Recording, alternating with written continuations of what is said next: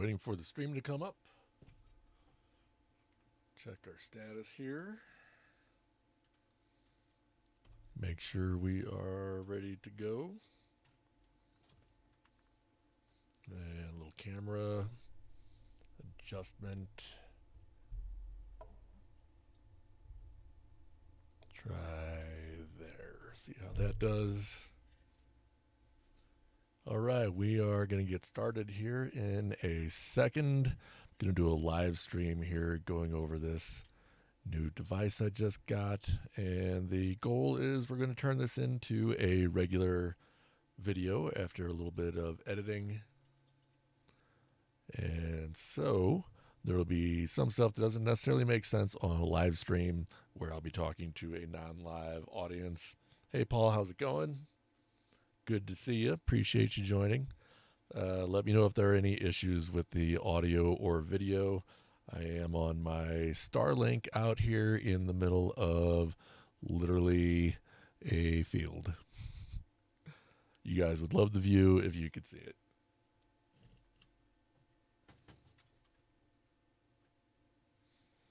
All right, so first thing I have to tell you, this is a sponsored video. I was given this Raspberry Pi starter kit by TRASKIT in order to do this review.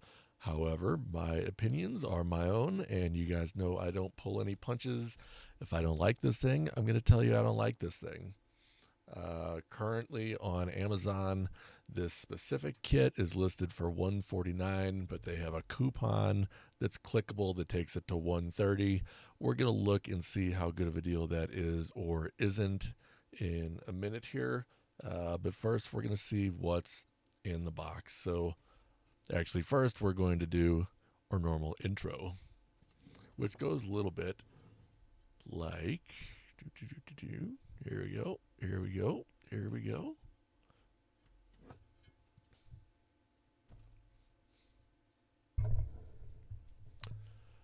Today, we're going to have a look at the Raspberry Pi starter kit from TRASKIT. That's part one. What's up, guys? It's Josh from the WL Tech Blog. Today, we've got this starter kit for the Raspberry Pi 5 from TRASKIT that I got from Amazon. Now, this is a sponsored piece of content. They did send me this for review. However, you guys know my opinions are my own, and I'm not going to pull any punches. Let's get this guy on the bench.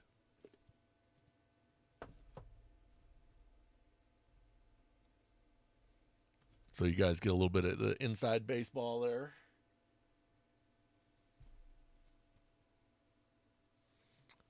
And real quick in my chat, hey Milk Orf, how you doing? Hope you guys are well.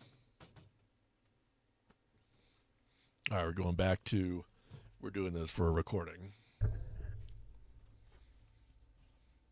And I need to move my head. My head's too big. There we go. All right, so on the bench today, we've got this starter kit.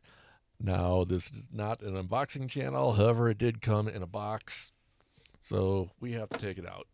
Now, what do we got? We've got Raspberry Pi 5 with 8 gigabytes of RAM. Looks like a 27-watt USB-C power supply. That's pretty good. Here we have HDMI cables. I assume these have the adapters to plug right into the side of the Pi. And this says accessories. Now it says you get a case, an active cooler, an SD card, and a card reader. Now let's get this stuff unpacked.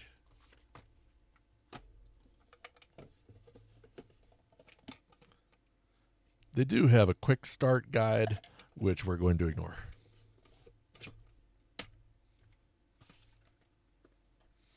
Raspberry Pi 5. Now, if you guys saw my last video on Raspberry Pi, it was not exactly flattering. And in fact, it was pretty negative about Raspberry Pi, or at least the current state of Raspberry Pi at the time. The Raspberry Pi 5 is the first model of Pi that I didn't buy myself. And I have stacks of these things. I have successfully used them for various projects, and I've found some stuff that they're not very good at.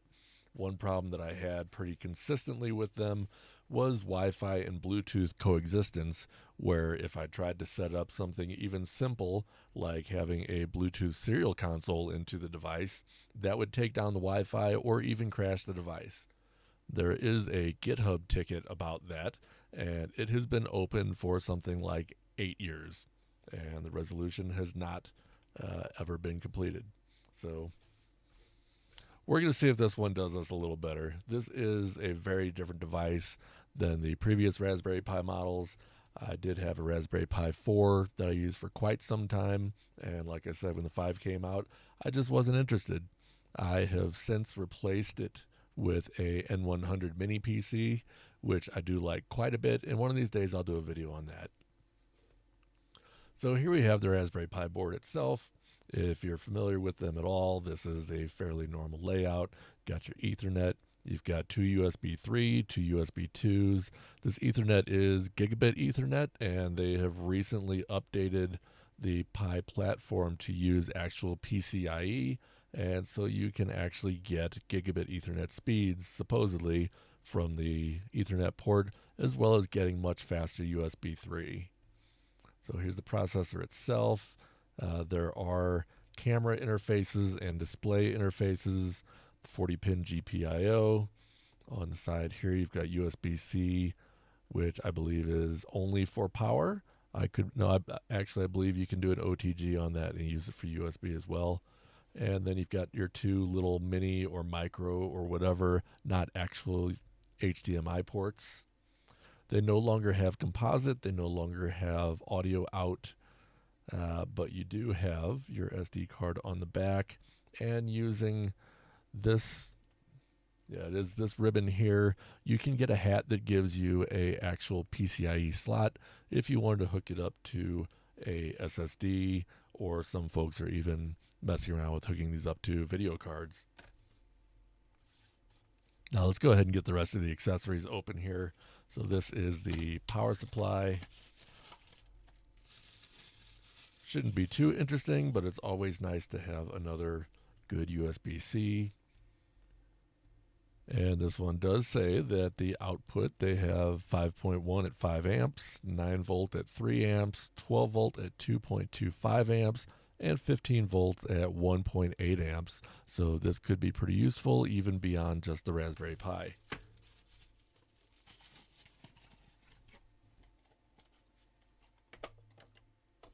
And you already saw the box for the Pi itself. Just toss that, get right into the accessories kit.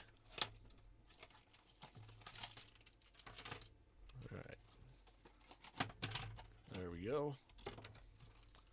They even give you a little screwdriver, which will come in handy for installing this cooler, I think. And here we have, this is a SD card reader that goes into USB. My laptop has SD slot built into it, but for folks that don't have one, that'll be pretty helpful. And this is actually a name brand SD card. It's a SanDisk Ultra 64 gig. Nice to see that. Supposedly it is pre-installed with Raspberry Pi OS, and we are going to try out what's already on the thing. Now we're going to look and see if we can figure out how this case opens up. I think you just slide it out. I don't know. Let me figure this out, and then I'll show you how I did it. Okay. So the top just slides off like that. No big deal. And we see it can only go one way to match up with the ports here, like so.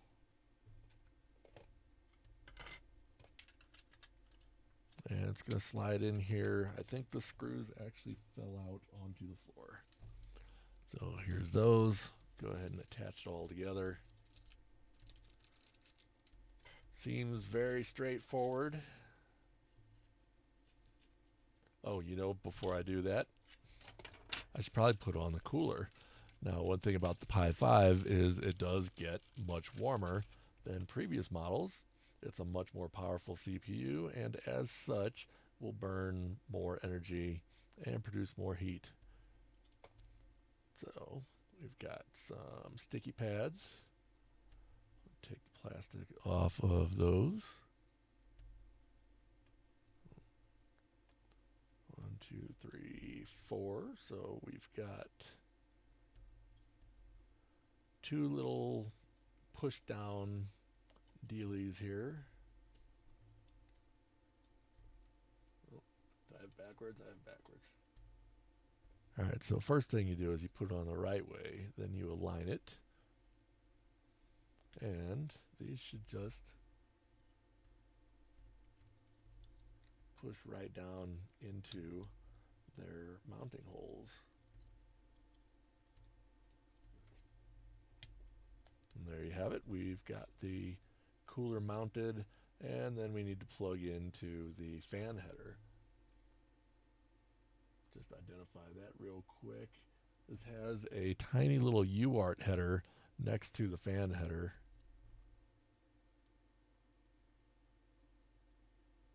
At least that's what they claim. But this connector clearly doesn't go in there. Fan header is over here. That's what it is. And it's got a little clip on it.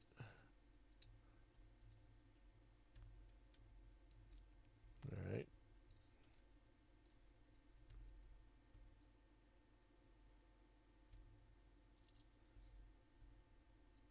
And of course, it only goes one way.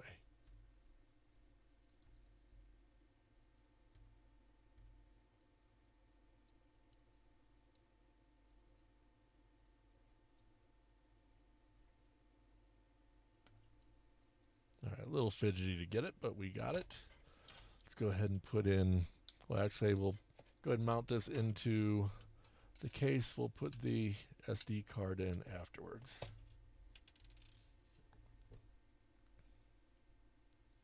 We'll see if this little screwdriver will work out.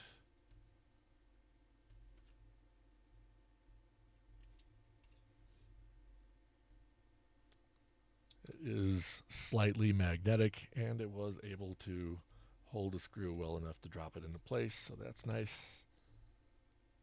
If it weren't magnetic, I've got my screwdriver magnetizer I was going to use on it, but that was unnecessary.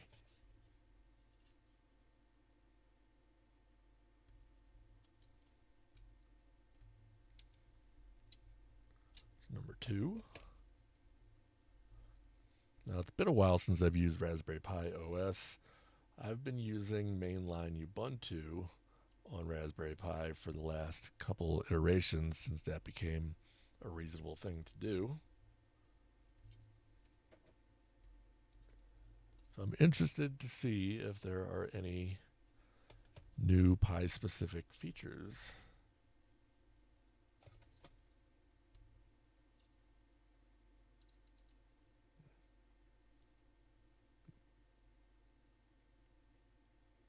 Might need a stronger magnet, we'll see.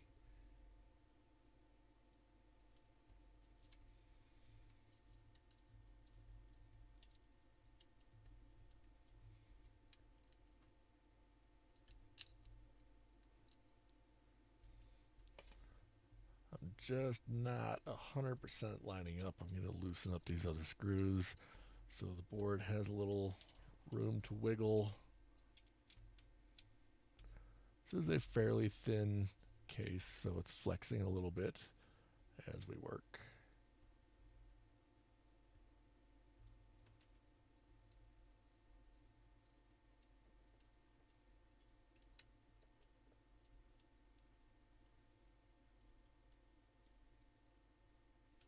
And then we'll tighten the rest back up.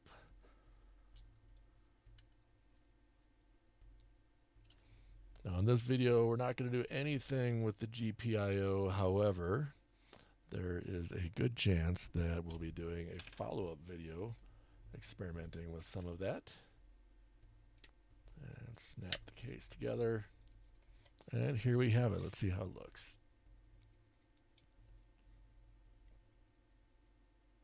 Looks pretty good to me. And there's even some stick-on feet. Let's stick those on. That'll keep it from moving in an earthquake or when we're going down the road.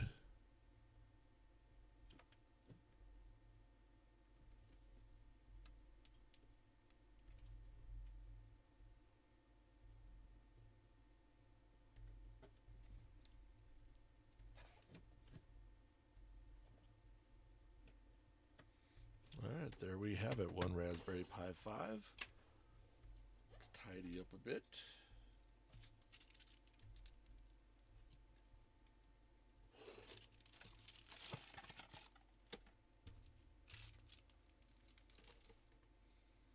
All right, now I do have a screen for this. I also have a HDMI recorder that we're going to use. But I realized I didn't get out my keyboard.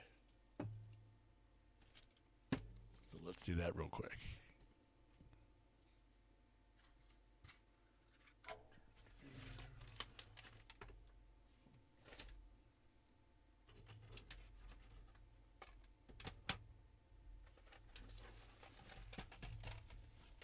Get all my accessories for other projects out of the way.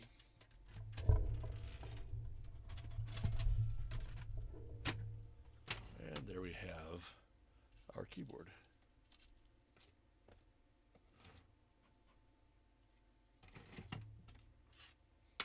Now we will be testing. I have a USB 3 external SSD here. We'll be trying out, but we're going to start with just the included SD card. So we're going to go ahead and pop this guy in. Like so. And we will use their included power supply, even though I've got lots of USB 3 ports just hanging around.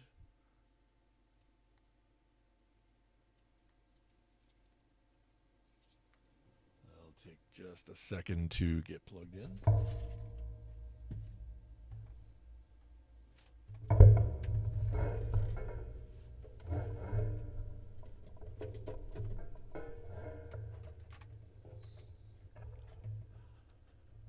Pardon me while I route cables.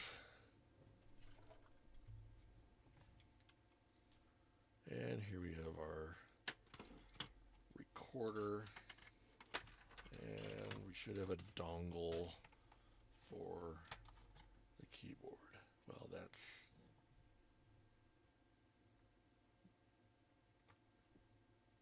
upsetting. We do not have a dongle for the keyboard.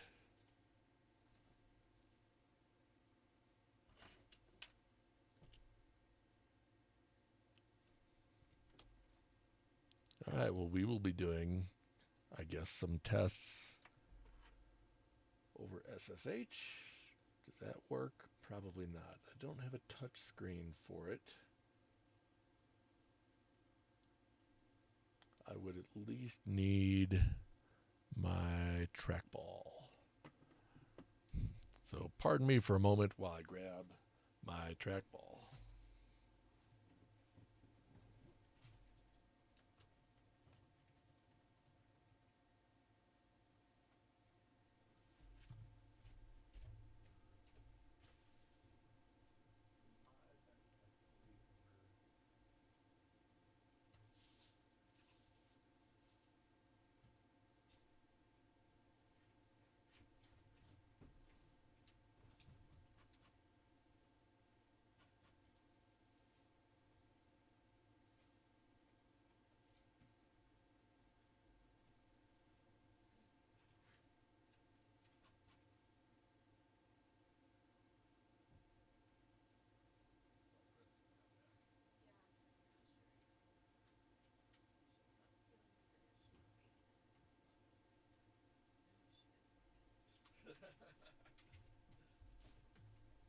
Hi, Jesse.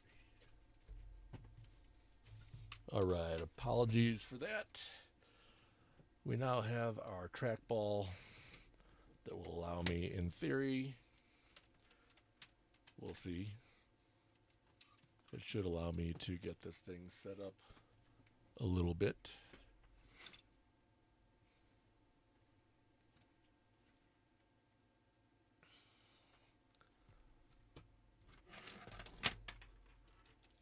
We're going to do get one of their HDMI cables out. And yeah, this goes from the micro HDMI to full size, which is what we need. That was one of the upsetting things for me, about the newer Raspberry Pis was moving away from full size HDMI ports in exchange for getting 2 HDMI ports, which I never found to be particularly valuable for most folks.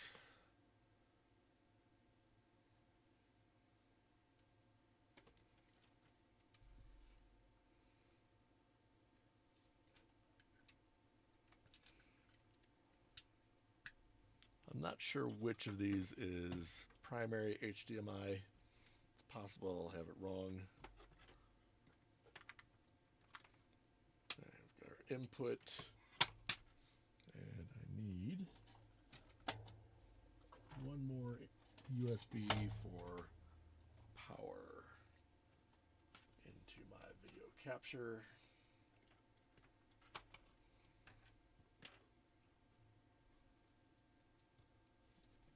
That should be good.